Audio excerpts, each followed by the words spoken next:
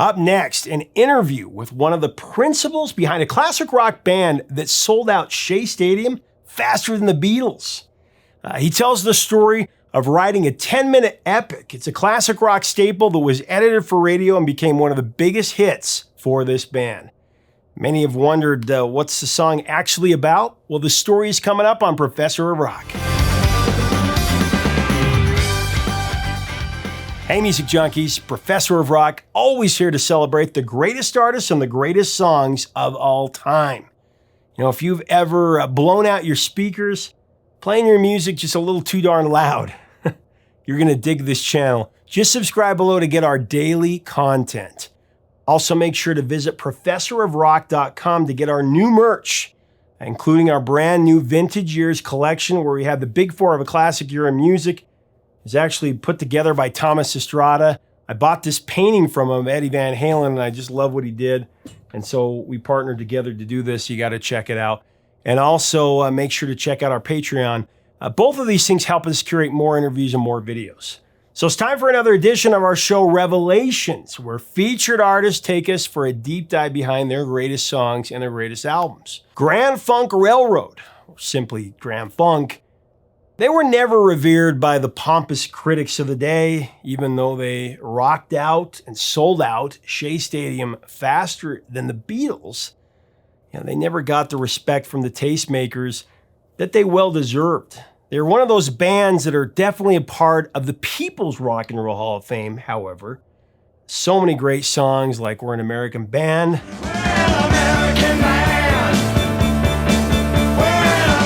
Love their remake of Some Kind of Wonderful. She's some kind of wonderful, yes she is. She's some kind. Of course, this epic song. I'm your captain. I'm your captain. I'm Your Captain, Closer to Home.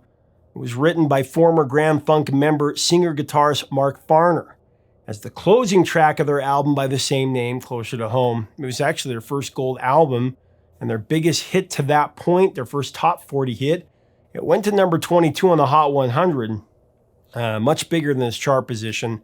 Now, the original song is over 10 minutes in length, but the group released an edited version of the song. Full album track, though, has achieved greater airplay on prog rock stations. At that time, it did, and has since become a mainstay at classic rock radio.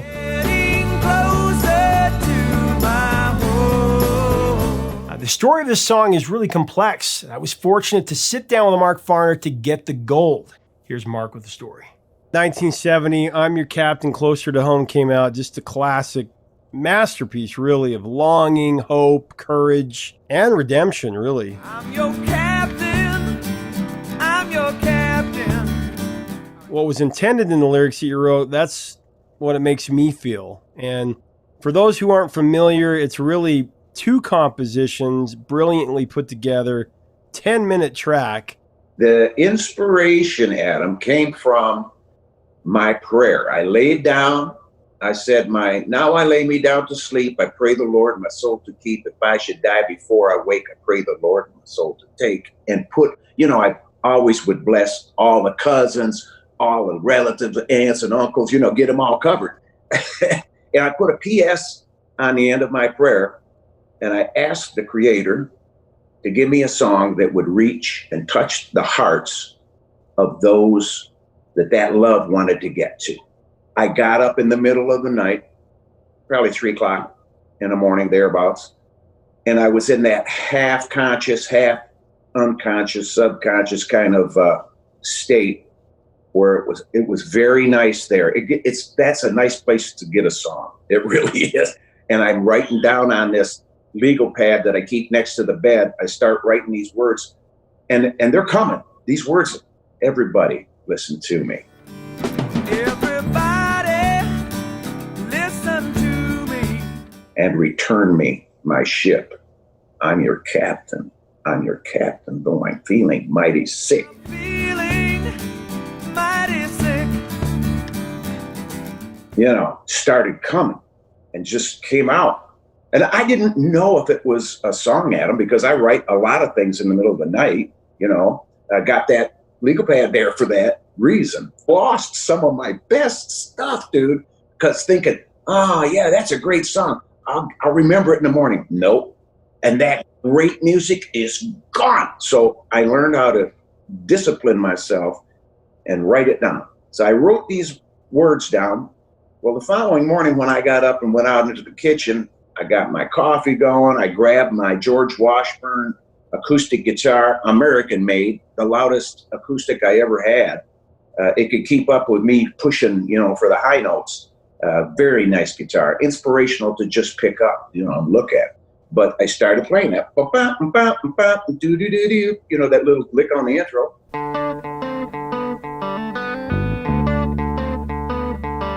I went, wow, that's pretty cool. That sounded, it was like on this D. And then I grabbed this inversion of that C chord that I'd never hit before, but it's like,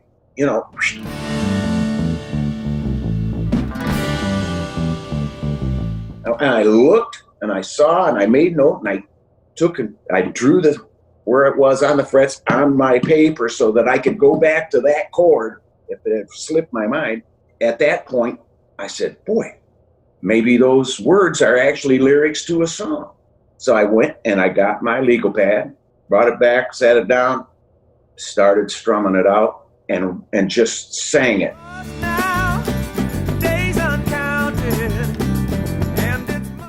As it was written down, I sang it. And I took it to rehearsal that day, Adam, and both Mel and Don told me that, Farner, that song's a hit. Well, they were right. And Tommy Baker from Cleveland, he was the band leader on the Upbeat show. And now here's the popular host of Upbeat, Don Webster.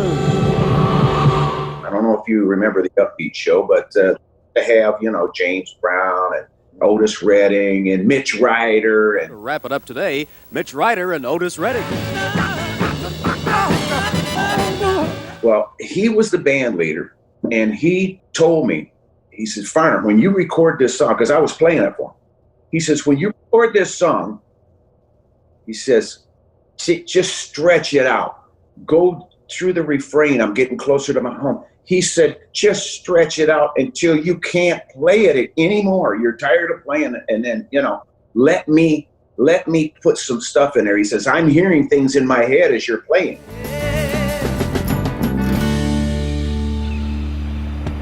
I said, okay, man. So I told the guys, I said, we got to let this thing roll at the end. We just keep going over and over and over again. And we did. And we could only imagine what he might put down. But when Tommy Baker did the orchestration and wrote those parts, man, that guy, oh my God.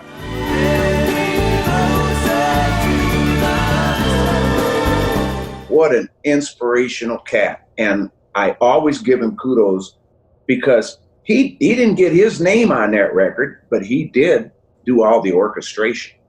He's a badass.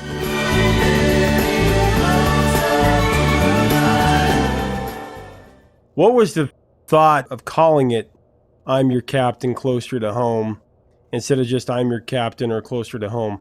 Was it the feeling that it was really two distinct different songs that came together like the Beatles did a lot on like Abbey Road? Yeah, it was one song, Adam. I know what you're talking about, but this was just all one song. It came all at once.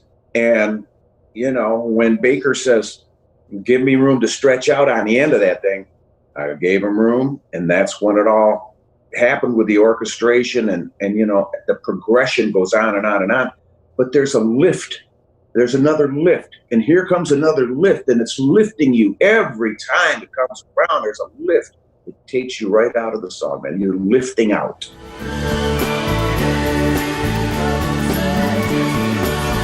It was a hit. I mean, it reached number 22 on the pop singles chart, the Hot 100. And a 10-minute song. Of course, they edited it down for radio. But this, such an inspirational song. And a couple of notes that I had read in the past, because as a kid, when I would hear these songs that my dad would play, whether it was Grand Funk or the Beatles or the Stones or Motown, and I was always fascinated by the story of the songs. And so, this was back before the internet. So I would go to the library or listen to the top 40 count, the American Top 40, Casey Kasem, and I would just get that information. And one of the things that I read about this song is when you did pray, it was your mother that taught you to pray. Yeah, my mother taught us how to pray. And as you prayed, you were also thinking about some of your friends who had gone off to fight in Vietnam. Oh, yes, absolutely. Absolutely. Yep. I lost a lot of friends. Unbelievable. And when they're gone, you know. So that part of the emotional tug it's in the expression of it. It's in the playing of it, Adam, and the full song.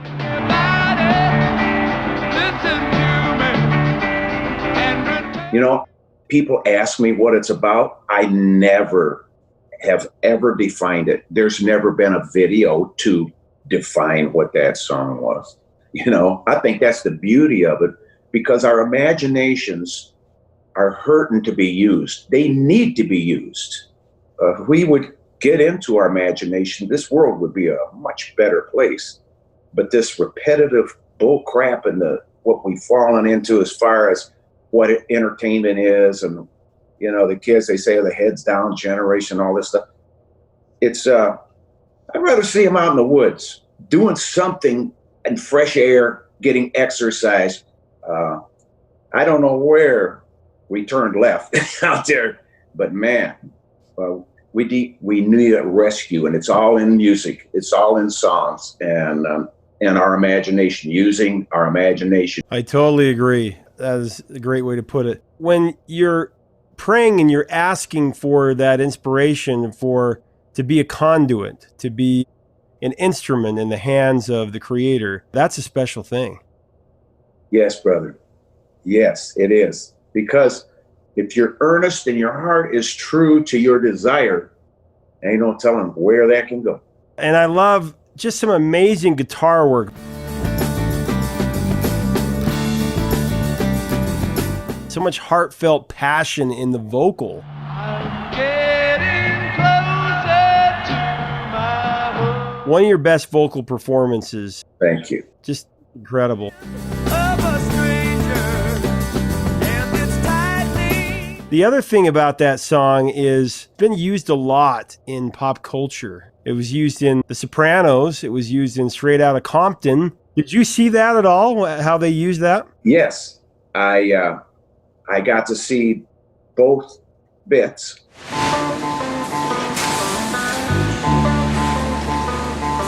I love it that somebody thought enough of that music. The song's talking, you know. The people that came to Shea Stadium came because the music was speaking to them.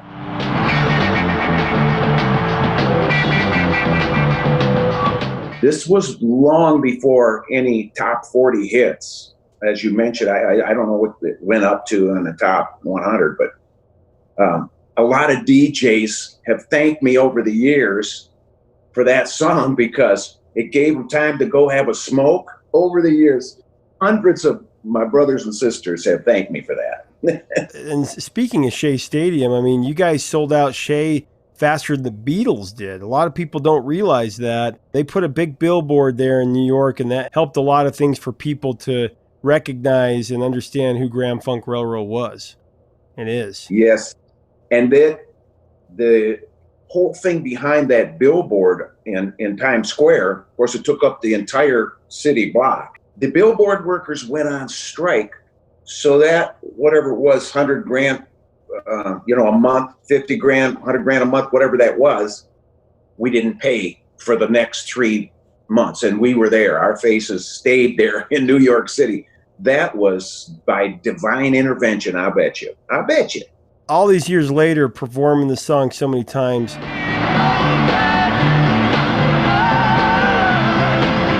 What has the song become to you over the last 50 years? I always like to ask this question of artists that perform their songs so many times over the years. And a lot of times their understanding and their just their feelings on the song evolve over time as they see it inspire audiences and have experiences where people tell you that this song saved me or it made a huge difference in my life. Anything that stands out to you over the last 50 years about this song? Absolutely, brother. And it's not just the people that are in the merchandise line coming to get an autograph. They always come with a story, and a lot of people have brought their ticket stubs from Shea Stadium to show me.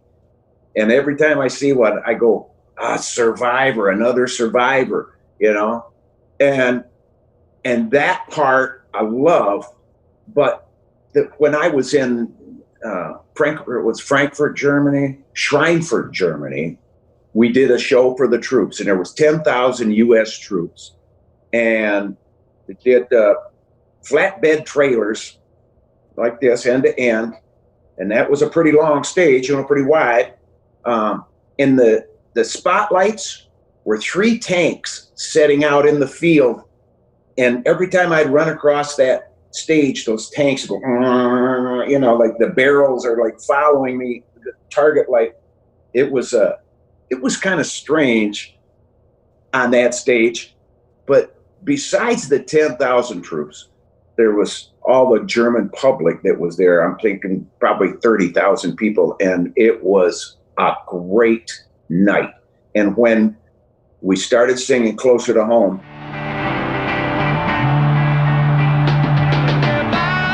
don't you know that those U.S. soldiers in Germany wanted to be closer to home? And something inside of me, it was like hard to sing it, man. You got a softball here in your neck. You're trying to sing past it. So emotional. It means a lot, because even like when the Vietnam veterans came home and they were scorned and they were not greeted like soldiers should be greeted, that got to me. And every time I play this song live in a show, I always dedicate it to our troops, to our veterans, to our first responders, to the police, to those who put their lives in harm's way, and they risk their safety for ours. And every time I sing it,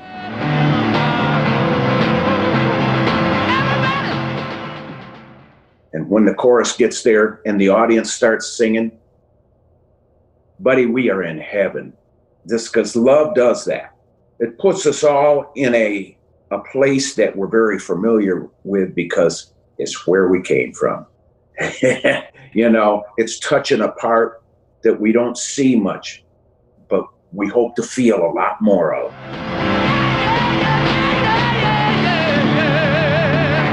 Make sure to leave us a comment about this classic rock epic and about Grand Funk and Mark Farner. What are your memories of this awesome song? Let us know in the comments below.